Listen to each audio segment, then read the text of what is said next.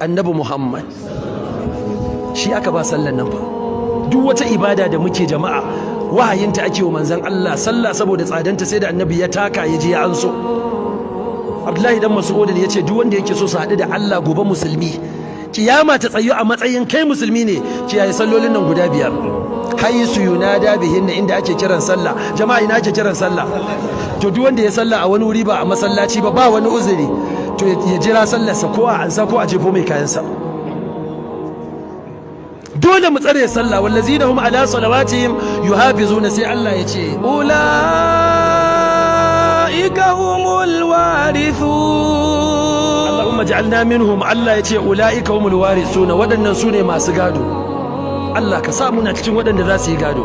Me za mu gada ala ramma? Alladhina yarithuna al-firdausa hum fiha khalidun.